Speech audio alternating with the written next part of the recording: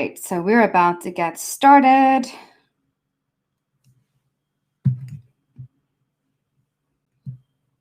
Let's see. So we're just going to wait for our managers to let us know that everything is good. So leave me a message. Leave me a message if you can hear and see everything before we get started.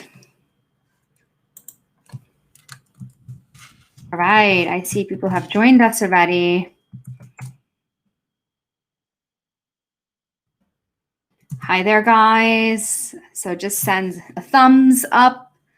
Let me know if everything's great. You can hear me, you can see me. All right. So everything's going on Instagram. Good. Happy to see so many attendees already. All right. So we're just seeing if we're live on all our other platforms. Glad to have you guys. Thank you so much. All right, just waiting for confirmation, and then we will go ahead and get started. Okay, so I am not crazy. I have 2 cameras, okay, guys? I'm streaming to Instagram and to all the other social media sites. So my apologies if it seems like I'm not looking at you. I'm just multitasking. Literally, today is the definition of multitasking. This is also my first time streaming to multiple platforms. So I want to just let you guys in on a few things. If we have technical difficulties, our team will jump in and help as soon as they can. Just sit tight for me, okay? This is new for me. And secondly, I work from home, just like many other teachers.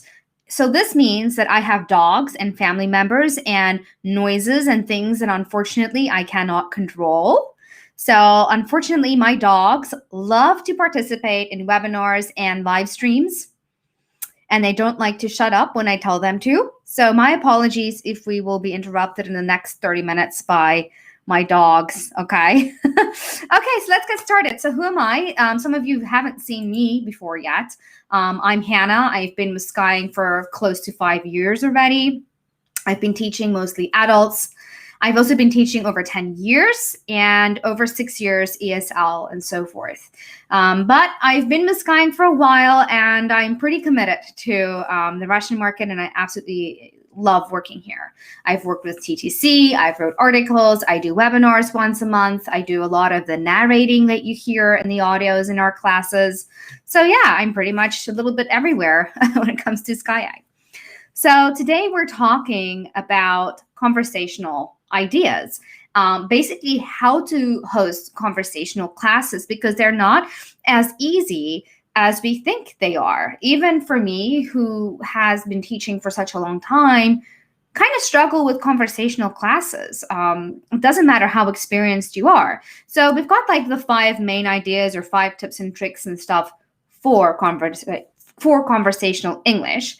However, there is a common misconception that hosting conversational English is fun and only fun, and it's easy and it's relaxing. So if you have been teaching for as long as I have, you will know that conversational English can sometimes go like attempting to tap blood from a rock. Okay, take a moment, think about that. Have you ever had a student that you're trying to have a conversation with and you're getting yes, no answers, short answers? You kind of have to push the conversation, and it can be so frustrating. So that's what we're going to talk a little bit about today. All right. So how do we go about having these conversational English lessons with our students, especially if it's out of their comfort zone, right? So the key points that I'm starting with is the point in having conversational classes is to focus on fluency and not just grammatical or correctness of the speaker, okay? As English teachers, especially if you were born and raised in Russia, grammar is like the first thing that is drilled into that nation, as opposed to somebody who is raised and born in an English country who never has to focus on grammar that much, because we are kind of, you learn it just naturally if you're exposed to it. You know, you don't have to learn all the theory. You just kind of have a natural ability, right? So again, don't focus so much on the fluency and grammar and putting so much pressure on the student, okay? That's the most important thing here. The key here is that listeners should also understand the point of the speaker. So conversation goes both ways. It's not just one way. It goes both ways, absolutely. The speaker should be clear and fluent, understandable. So in conversation, your student might need to take some time. And it's okay also to ask for the listener to ask, could you repeat yourself? That's normal in conversational English. All right. It's different when you ask your student to listen to the same audio over and over again. But in conversation, once or twice to be repeated is normal. So we need to not only be clear and fluent in the speaker, you also need to be able to assess and listen for coherency in the speaker. So coherency, being coherent, flowing in a logical manner. Does this person make sense? Can I actually understand what this person is saying? Not just vocabulary-wise, but does it make any sense at all? Okay. Does what he or she says make sense, and is it understandable? However, for the conversation to be mutually beneficial, right? Because there's nothing as bad as a dead conversation, the topic must be relevant of interest. All right. It brings me to my next point. All right. No one likes to speak about a topic that is absolutely boring. All right. They dislike, or they even maybe find the topic uncomfortable. And something that is comfortable for me might be extremely uncomfortable for you, just like with your students, right? We have to respect the comfortability levels of our students, but we'll talk a little bit about comfortability a little bit later, okay? We can't get too comfortable because speaking English and speaking to people doesn't work that way, right? We can't control what people ask us, what people say to us, okay? So as I said, no one likes talking about a topic that is boring, they dislike, or they feel uncomfortable with. However, being able to discuss topics that are challenging in real life without causing offense is also important. So it is vitally important to assess yourself, your student, your group classes before assigning controversial topics. Controversial topics are fantastic for conversational English. I host speaking clubs for teachers, and we've recently started putting in controversial topics, and it's a healthy debate. It allows people to express themselves, and it's just a fantastic platform to be able to share your thoughts and learn skills for debating or defending yourself, or sharing your opinion. But most of the time, you will find that students can have a mature and an enlightening discussion.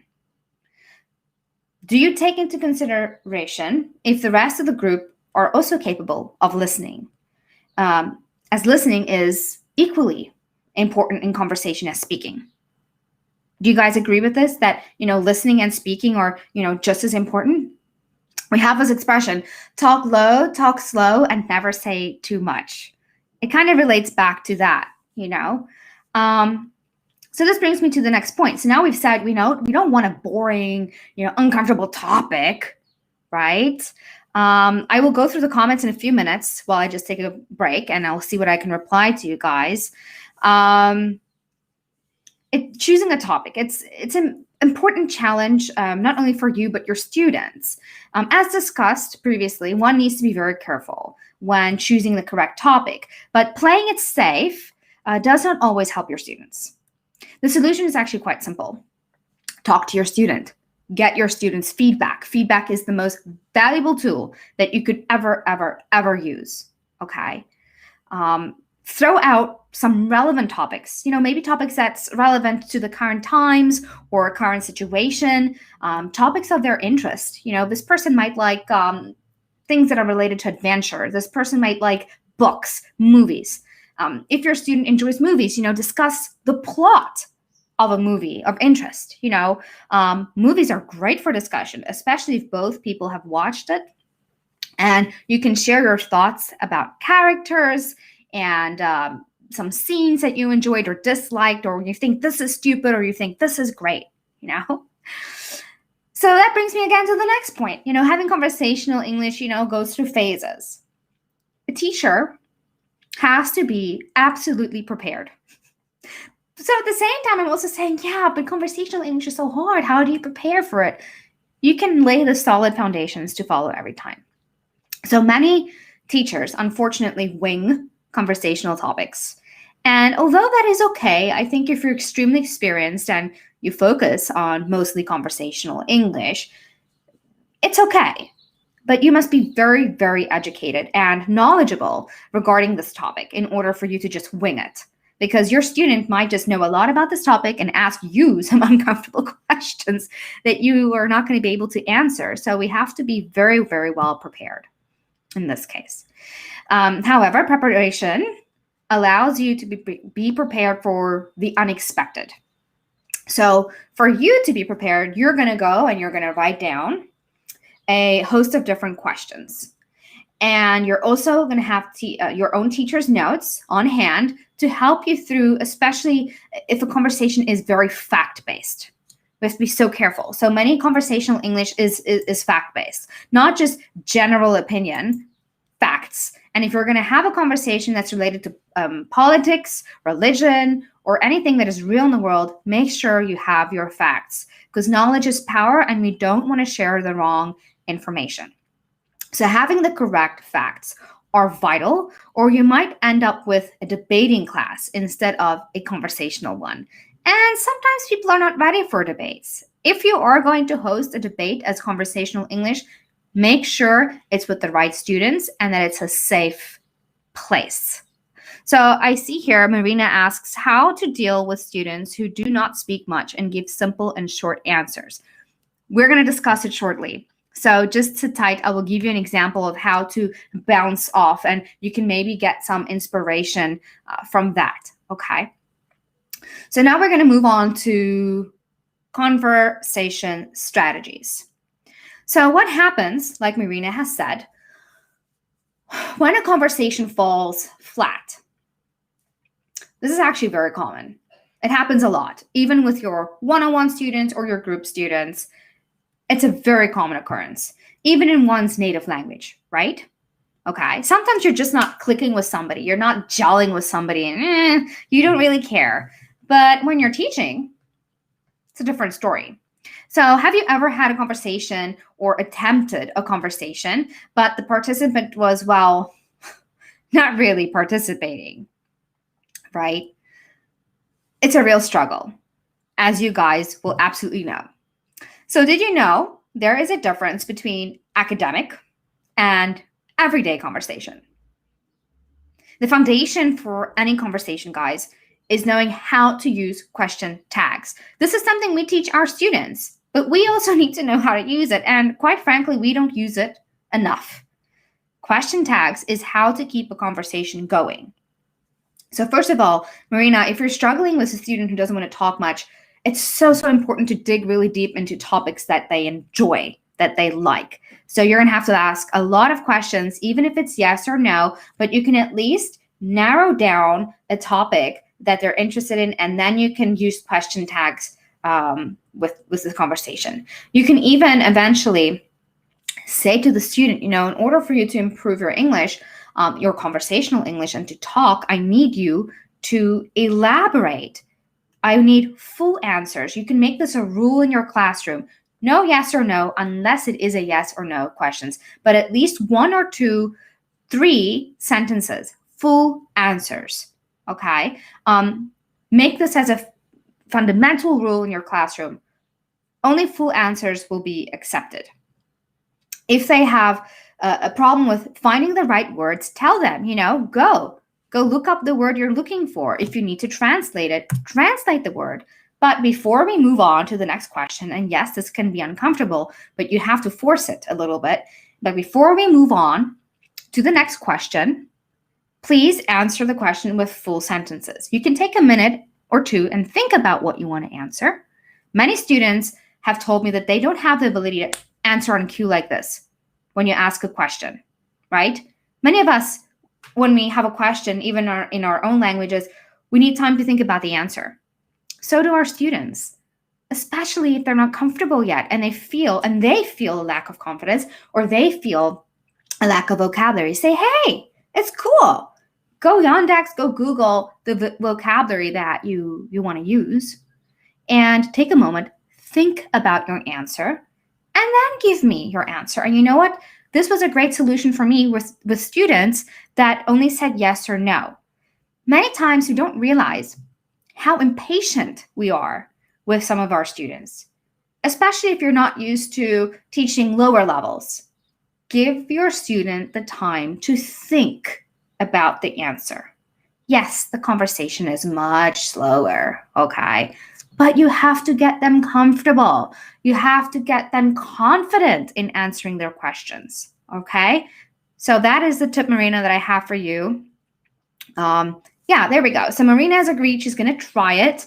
And Marina, please, you guys can find my Instagram handle. It was tagged in the story again, and I'm sure that our team will tag me again. If you have questions, send it to me. Like, if you have feedback, say, hey, Hannah, this advice didn't really work. What else can I try? Let's sit together and figure out what we can learn from each other and what we can try, okay?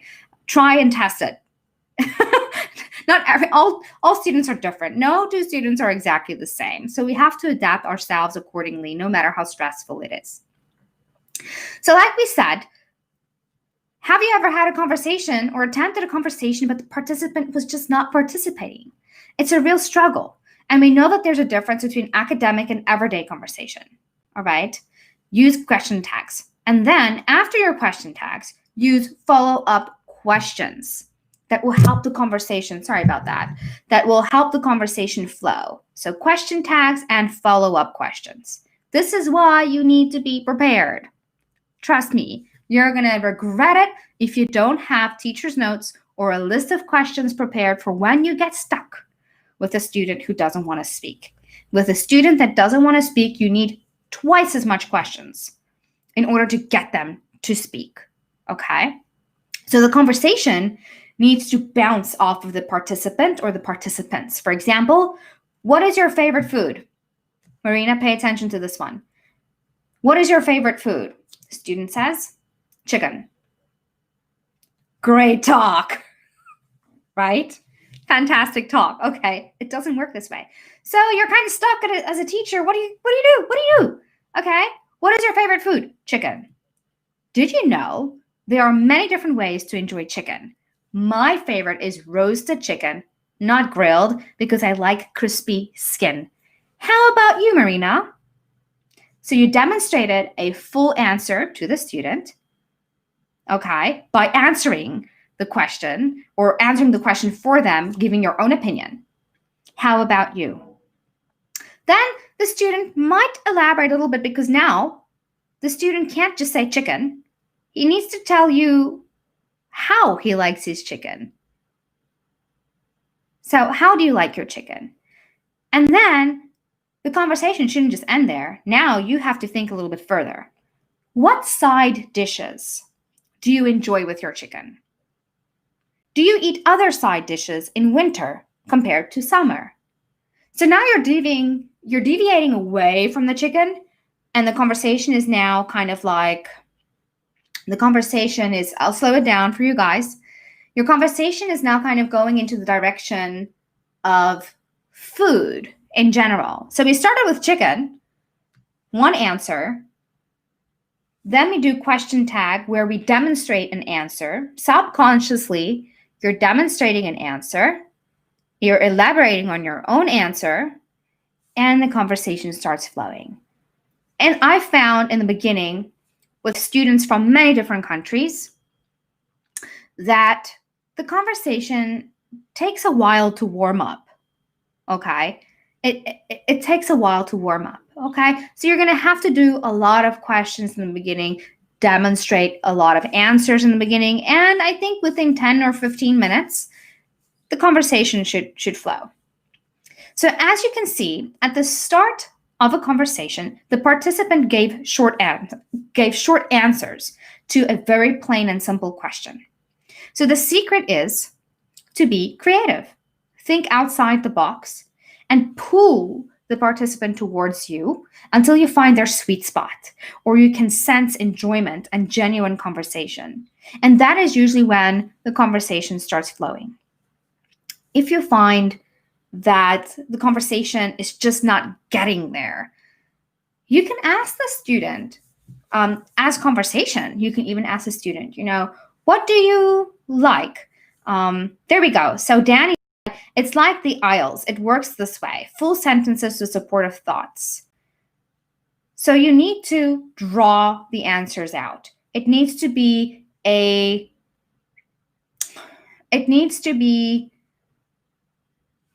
bouncing off of each other, if you want to put it that way. And you need to make very clear that only full answers will be accepted, even if it's just one sentence. One sentence is better than nothing, guys. Take what you can get, and later you can encourage. Later you can encourage another sentence. Students can also practice on conversational English, and this is where IELTS comes in, without needing to take the exam, but I'll get to that in my next point.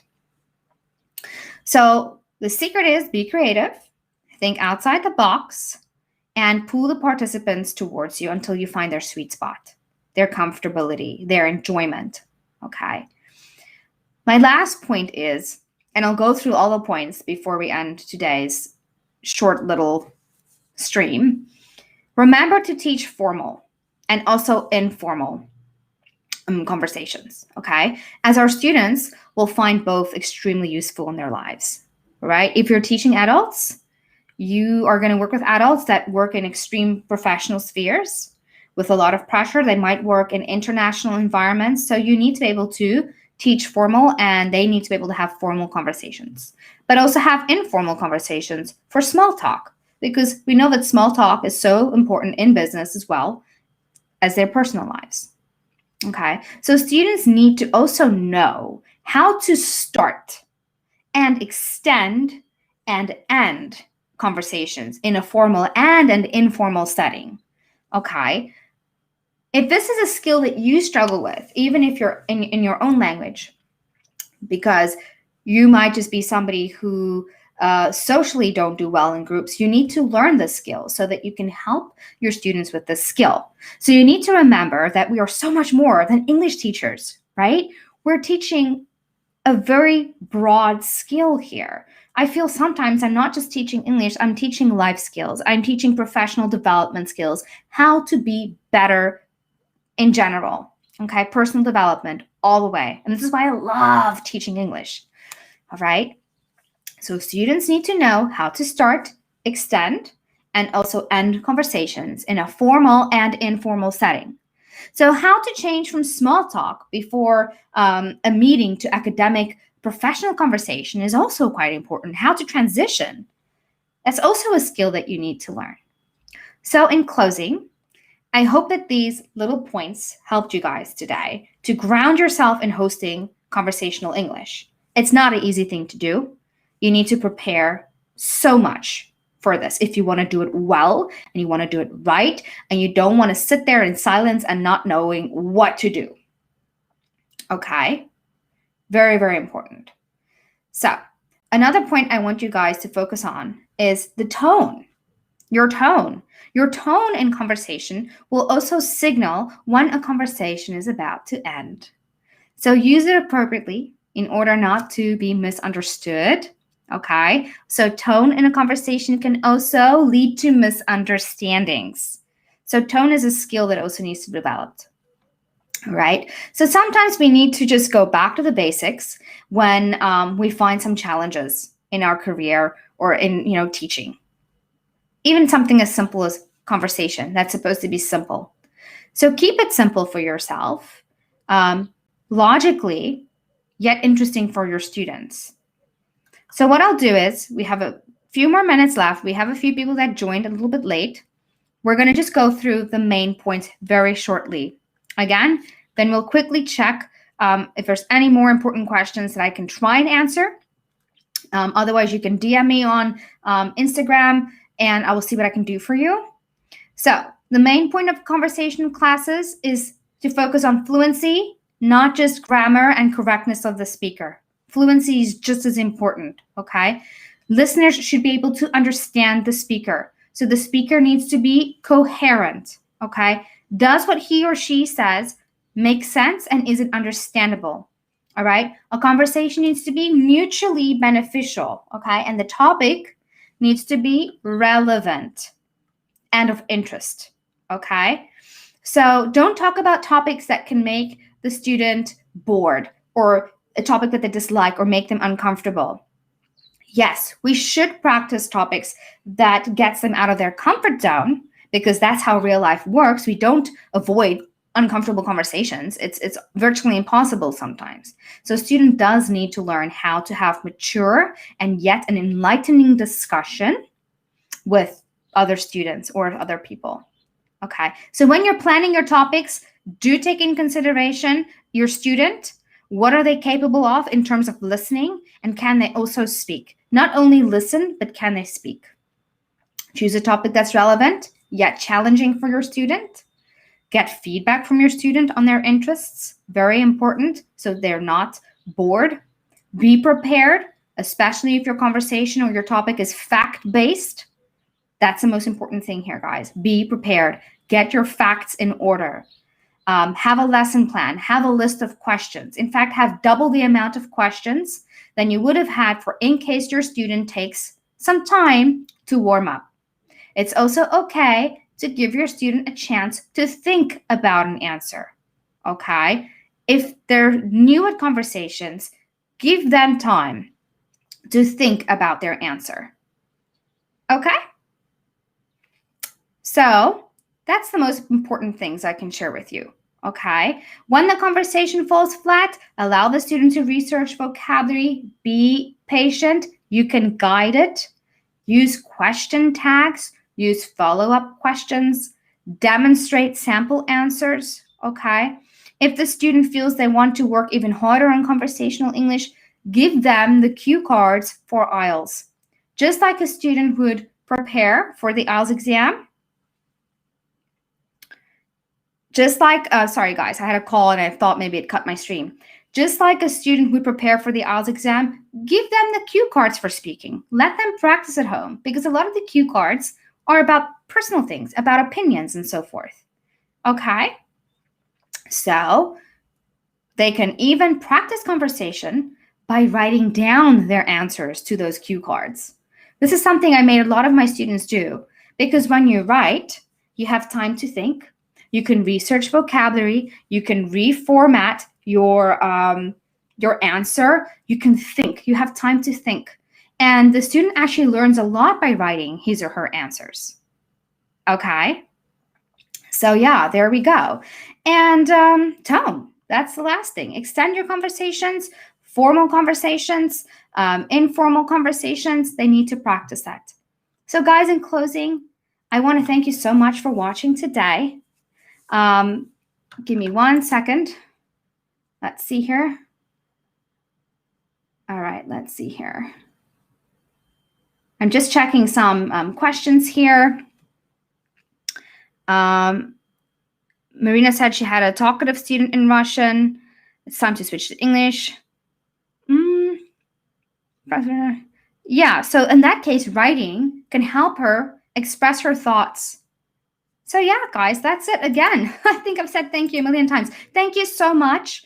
It was so nice to talk to you guys and share my experience with you guys. I want to say thank you for watching today, and I hope to see you guys next time. We have another phrasal verb stream tonight for Spanish market. So if you want to tune into that and learn about phrasal verbs, you're more than welcome to. So yeah, thank you guys, and keep well, and DM me with any questions. Bye.